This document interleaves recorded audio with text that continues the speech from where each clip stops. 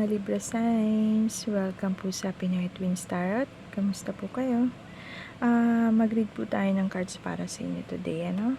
Alamin po natin ano ba ang nangyayari sa connection ninyo ng person mo, no? Libra signs. Okay, so kukuha po muna ako ng energy ng connection ninyo ng person mo. Okay, and then i-read natin. Okay, and then next kukuha tayo ng cards, alamin natin yung currently feelings mo, Libra, para sa connection niya ng person mo at currently feelings ng person mo sa connection ninyong dalawa. Okay? So, mag-start na po tayo. Sana po mag-resonate sa inyo, no? Kung mag-resonate po sa inyo, paki-like naman po itong video, guys. And subscribe na po kayo kung hindi pa kayo nakasubscribe, no? Para sa next reading natin, para sa inyo mga Libra, ma-notify po kayo. Okay? So, yun lang po. Maraming salamat. Sun, Moon, Venus, and Rising, please give me a message para sa mga Libra. Ano po ba ang nangyayari sa connection ni Libra at ng person niya? Spirits, ano po ba nangyayari sa connection? Okay. Ano po ba ang nangyayari sa connection ni Libra at ng person niya? Spirits, ano po ba ang nangyayari? Ano po ba ang nangyayari? Okay. Ano po ba ang nangyayari sa connection ni Libra at ng person niya?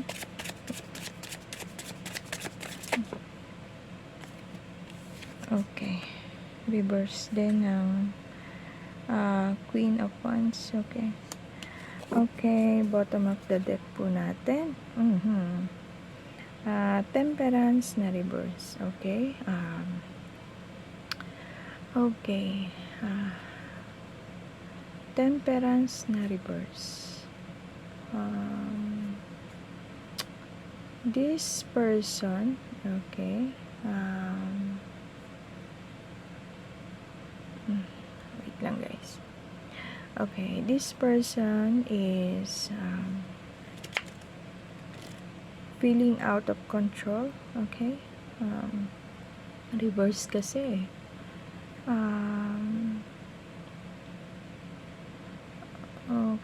Okay.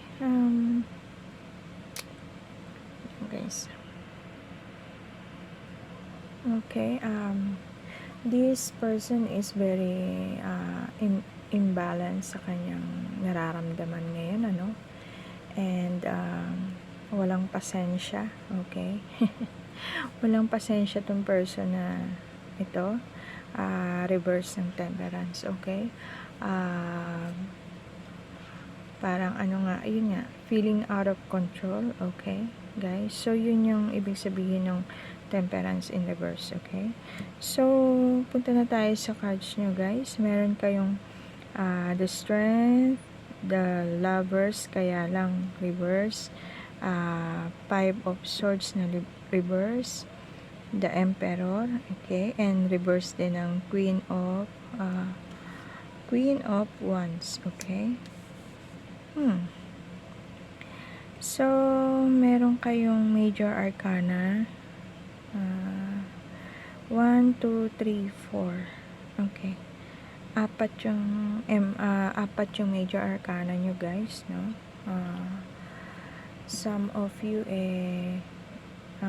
okay. Ang temperance kasi, okay. These cards is Sagittarius, Taurus, and Scorpio signs, ano? Okay. So, some of you, mga Libra signs, ang person nyo Sagittarius, Taurus, and Scorpio sign. Pwede. Ganun yung person nyo. Okay. And, you have, the Strength. Okay. This person po is, okay. Strength. Wait lang, guys, Okay, guys. You have a strength card. Some of you dealing kayo ng Leo signs, mga Libra signs, no? Bukod sa Sagittarius, Taurus, and Scorpio. And meron din pong Gemini signs, okay? And what else? Meron ding Aries, okay? Malakas dito sa cards ninyo ang Scorpio sign, ano? So, mga Libra, pwedeng yun yung mga person ninyo, no? Meron tayong 4 na major arcana cards, okay? So, punta muna tayo sa first card niya, Strength, okay? Ang Strength po is, meron tong respeto sa sarili niya, okay? Very matured kind of person, and itong person na to ma-encourage siya sa mga tao, ano. So, ganun yung klase ng ugali nito, okay? And then, meron kayong the Lovers in reverse, okay?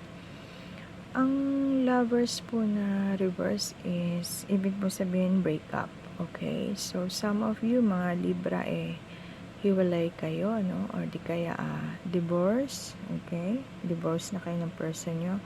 O di kaya meron pa lang kayo ngayong kaargumentuhan. Ngayon pa lang kayo nag-argument ng person mo, okay? Okay, pwede rin po itong the Lovers na reverse. Pwede rin po itong regret, okay? Merong nagre-regret sa nangyari, okay? And pwede rin po itong bad choices, okay? Some of you siguro baka na-realize nila na mali pala yung kanilang napili, no? So, yun po yun, guys. Ibig sabihin ng reverse natin sa Lovers, ano? And then, meron tayong 10 of Swords na reverse, okay? Okay, 10 of Swords na reverse, ang ibig pong sabihin nito is new start, okay? Or di kaya some of you naka-recover na, okay? Sa breakup, okay? And some of you nakapagpatawad na, okay? Nagbigay na ng pagpapatawad sa person niya. And some of you nag-move on na, okay? After sa hindi magandang nangyari sa inyo ng person nyo, naka-move on na ang iba sa inyo, okay? So, meron kayong Emperor na card, okay? Emperor po is very authoritative kind of person, no? Very powerful, okay? And very masculine type of person itong tao na to. And pwede siyang parang boss-boss kung ano, yung asta niya para siyang boss-boss, ganon. And madisiplina siya kasi parang stricto, ganon. Pero successful siya sa life niya, okay? So, some of you Libra may mga ganong ugali, ano, okay? So, or pwede rin yung person nyo kung hindi kayo yung ganong character na sinabi ko, pwedeng i-apply nyo sa person nyo, okay? And then, meron ka pong Queen of Wands na reverse, okay? Queen of Wands na reverse po, okay? Some of you merong nagagalit, okay? Merong panlalamig na pakikitungo, okay? Guys, so yun, merong nagagalit, malamig ang pakikitungo, okay? So, siguro magpupul tayo ng message ng angels nyo, kung ano yung advice niya sa energy ng connection nyo ng person mo ngayon, ng Libra signs. So, kunin nyo lang po yung nag-resonate sa inyo dito sa energy, ano, kasi hindi naman kayo lahat para-parehas, Libra, ano. Okay. So, ano po ba ang advice ng angel natin para sa mga Libra at sa person niya? Okay. Meron kayong, heart-to-heart conversations. Honestly discuss your feelings with each other. Okay, some of you guys need nyo siguro ng heart-to-heart conversation para sa mga person nyo, no? Okay, sa mga, siguro after the breakup, kung slight lang naman yung breakup nyo, 'di ba? Yung paghihiwalay nyo, at may chance na makapag-usap kayo, ayan, kailangan heart-to-heart conversations. Honestly discuss your feelings with each other para nagkakaintindihan kayo. Okay, guys? Malay nyo, magkabalikan pa kayo, 'di ba? Okay, meron pa kayong cards na attraction. You attract romantic love by enjoying this moment fully, okay? So, some of you guys, malakas pa yung attraction sa isa't isa ng ninyo ng person mo, okay? Siguro slight na hiwalay lang tong nangyayari sa inyo, no? And then, kasi, yung isa nakapag-forgive na okay? Guys, I feel na slight lang yung hiwalayan ninyo ng person mo, okay? And makakapag-usap pa kayo. Mag-uusap pa kayo. Okay? And yung attraction nandyan pa rin. Okay? So guys, tatanggalin ko muna tong cards na to and then kukuha tayo ng cards. Aalamin natin yung currently feelings mo, Libra, para sa connection mo dun sa person mo, and currently feelings ng person mo para sa connection ninyo. Okay? So, babalik ako guys. Kukuha lang ako ng cards. Okay? Ayan guys. Ito na. Nakakuha na ako ng cards para sa currently feelings ninyo ng person mo, okay? So, mag-spread na tayo ng cards para sa'yo, Libra. Okay? Balasahin ko muna to guys. Spirits, ano po ba yung currently feeling ni Libra para sa person niya, sa connection niya na to? Okay. Currently feelings po ni Libra para sa connection nila ng person niya. Spirits, ano pa yung currently feelings ni Libra para sa connection nila ng person niya? Ano po ba yung currently feelings? Spirits. Ano po ba? Ayan na. Ano po ba ang currently feelings? Ang dami naman Sige, kunin na nga natin tong bumaba na yan. Ang daming bumaba. And then, kuha rin tayo ng cards para sa person mo, Libra. Currently feelings po ng person ni Libra. Spirits, ano po ang currently feelings ng person ni Libra sa connection nila ngayon? Spirits, ano po yung currently feelings ng person ni Libra? Spirits, ano po yung currently feelings? Ano po yung currently feelings ng person ni Libra para sa kanya? Okay, kunin na natin yan. Tiglima kayo parehas. So, you have 3 of Swords, 10 of Wands, 3 of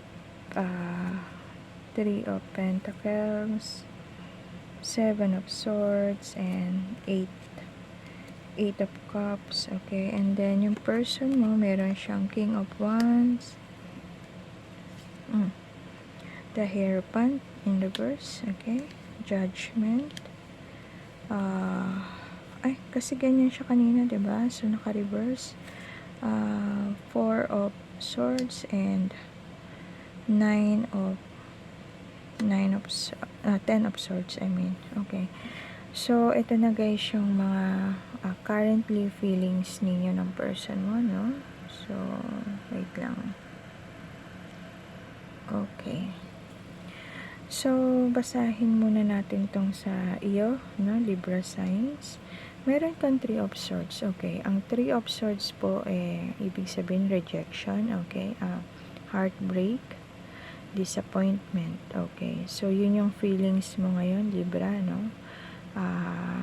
Very sad ka, okay? And yun, confirm na merong naghiwalay kayo ng person mo, okay?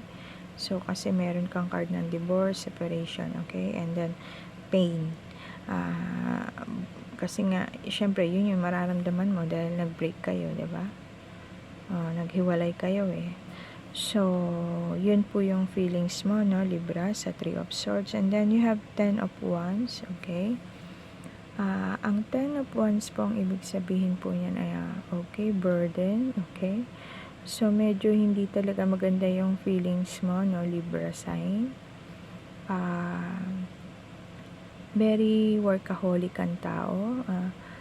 And 10 of Wands is some of you mga Libra, no, nakakaramdam ng heaviness ng mga responsibilidad na meron ka ngayon, okay? And sobra ka ng stress, okay? So, yun yung cards ng 10 of Wands natin. And some of you mga Libra ay very accomplished naman na, okay? So, hindi kayo para-paras naman, no, Libra. So, some of you ngayon ay dumadanas ng hirap, okay? Stress, okay? Dahil sa dami ng responsibilidad na meron siya, okay? Okay, so punta tayo sa 3 of Pentacles, okay? Ang 3 of Pentacles po is success naman to, okay? And some of you may mga plano, okay? Para sa plano para masolusyonan yung problema, okay? And this person is very kind sa kanyang, very confident sa kanyang pinaplano, okay? Na alam niya na magsasucess, okay? So, meron kang Libra, meron kang 7 of Swords, okay? Ang 7 of Swords po pagsisinungaling, okay? Okay. I think kaya kayo naghiwalay kasi third party situation, okay? Merong yung person mo merong iba, no? Guys, Libra, okay? So nandito naman third party situation kaya kayo naghiwalay ng person mo. Meron siyang iba, okay? And this person is very responsable, ano? Okay? And yung person mo or ikaw, Libra, kasi ano mo nga pala to, no? Sa'yo nga pala tong cards na to, okay? Feeling mo, yung person mo yun nga, niloko ka, may iba, okay? Feeling mo na napaka-irresponsable ng person mo, okay? And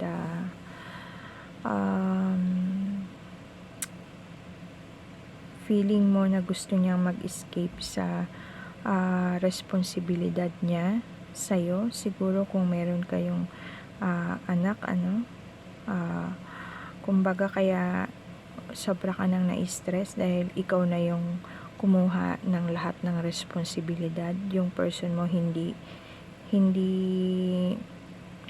nag-share ng responsibilidad niya sa anak ninyo kung may anak kayo, Libra, ano? Okay, so yun pala yun, kaya masyado ka nang na-stress dahil sa heaviness ng responsibilities na ginagawa mo ngayon sa buhay mo, okay? And yung person mo hindi nagbibigay ng obligasyon niya, okay? Kasi ikaw na yung umako ng lahat ng responsibilidad, kaya ngayon na-stress ka, okay? Okay, kaya ka nakipaghiwalay dahil meron siyang iba. Okay, so yun yun.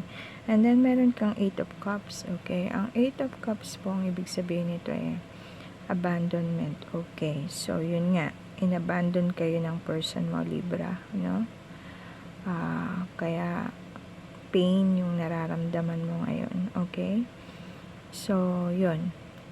Inabandon kayo ng person mo, Libra. And, okay. iniwanan kayo, okay? Okay, pero meron kang cards dito ng pagbabalik, retreat, okay? Ano pa ba? Okay. Siguro some of you Libra parang lost of interest na kayo dun sa person nyo, ano?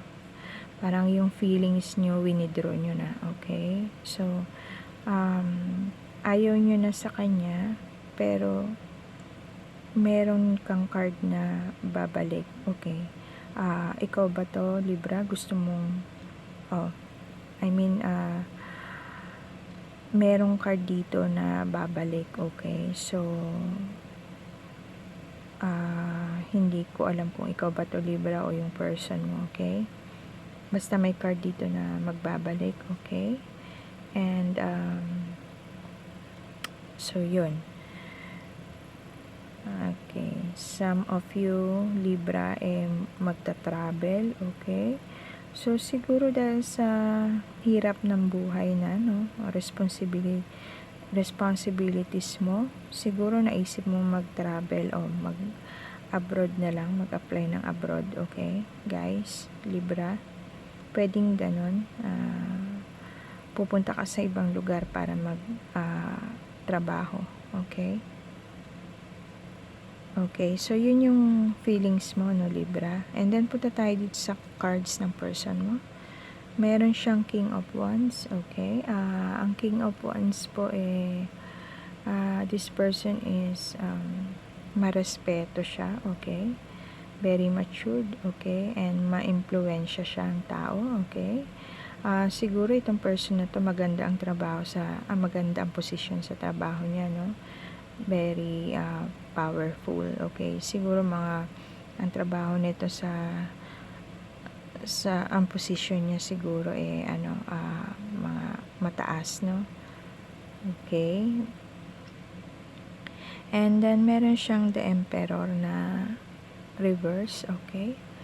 Emperor po na reverse is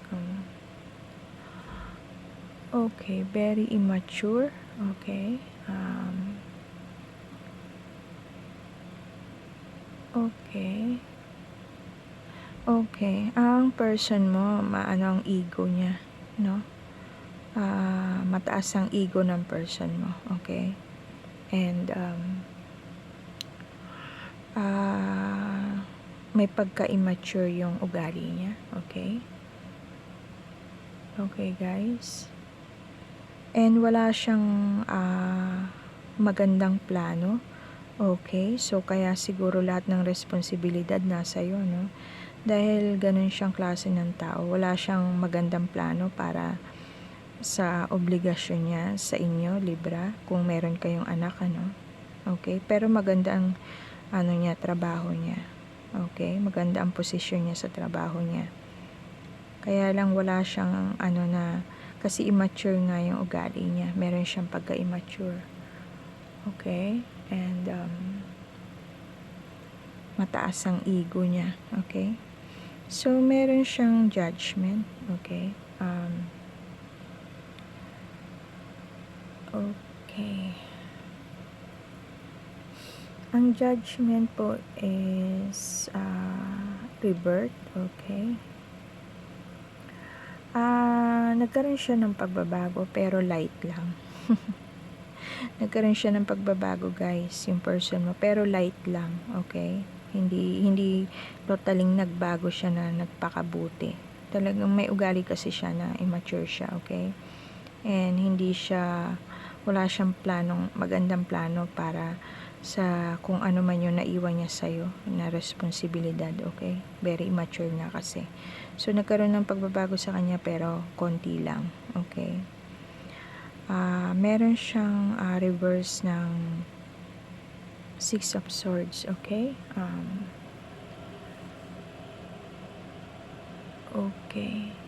Okay, Six of Swords po stagnancy to, no? So, meron din siyang travel issue. Okay, so, kung nagtatrabaho to sa ibang bansa, sa ibang lugar, kahit gusto niyang umuwi, hindi siya pwede makauwi kasi meron siyang travel issue. Okay, guys? So, yun. And then, meron siyang 10 of Swords, okay? Ang 10 of Swords po endings, okay? Failure, okay? Nakakaranas siya ng depression ngayon, ano? Maybe sa work niya, okay? Co-worker niya, okay? Kasi meron ditong parang feeling defeat, okay? So, siguro meron siya nakakaanuhan sa trabaho niya, no? Kumbaga kasi minsan di naman maiwasan yun, di ba? Parang meron siya nakakaalitan sa trabaho niya. Okay, and siguro yung iba binabackstab siya. Okay, so parang nade-depress siya doon. Okay? Okay, guys? Feeling niya, and then meron siyang feeling na niloloko siya. Okay? So, siguro tong person mo, kung meron siyang, kasi nga may third party, siguro ang person mo ngayon kaya may depression, feeling niya kasi niloloko siya. Okay? Baka meron ding iba yung person niya ngayon, yung pinagpalit niya sa'yo. Okay, guys? So, yun yung kanyang feeling, energy ng person mo ngayon. Okay? So, yun. Parang, nakakarma na siya. Kasi iniwan ka niya dahil dun sa person, sa person na yon. And then, ngayon, feeling niya na niloloko siya ng person niya ngayon. Okay? So, guys, so, yun. Ito travel problem sa pag-travel, okay? So, siguro kaya hindi siya makakauwi dahil dito sa isang person niya, okay? Ayaw siyang pauwiin, papuntahin sa inyo, okay? Kumbaga, hinaharangan yung plano niya na pumunta sa inyo, okay? So, yun yung person mo ngayon, guys, okay? So, magkuha tayo ng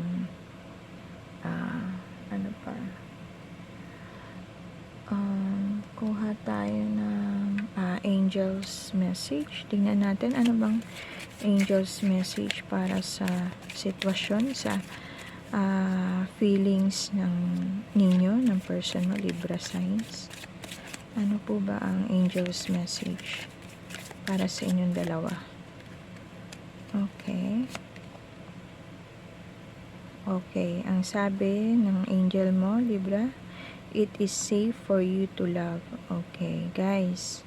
Kung meron na nandiligaw sa inyong iba, sabi, it is safe for you to love. Kasi naman, pinagpalit ka naman na ng person mo. Okay? So, safe na raw na magmahal ka ulit ng iba.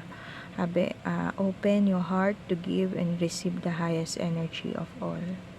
Oh, guys. Yan yung advice, a message sa'yo ng angel mo. It is safe for you to love. Okay. And then, okay, guys. Meron ka ditong free yourself. Okay. It's time to take back control of your life. Okay, guys. Advice sa'yo ng angel mo.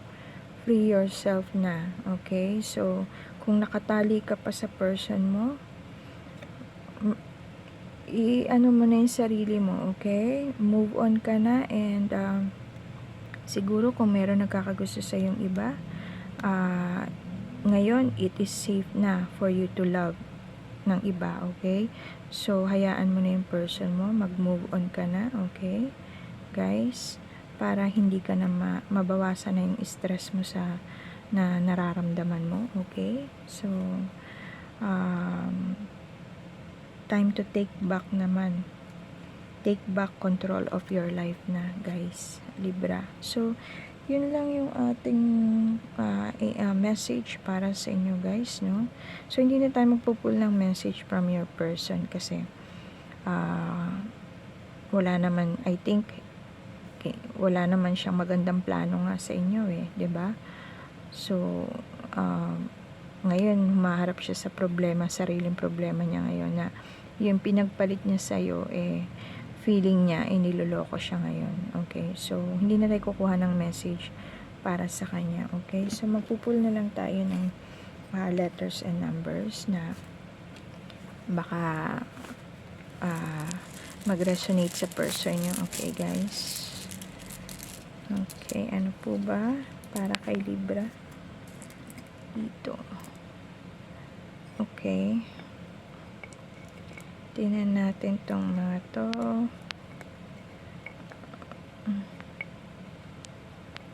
Okay, guys, meron kang number 14, 12, 2, and 6, and then meron kang letters na Z, C, K, O, W, and B. Okay?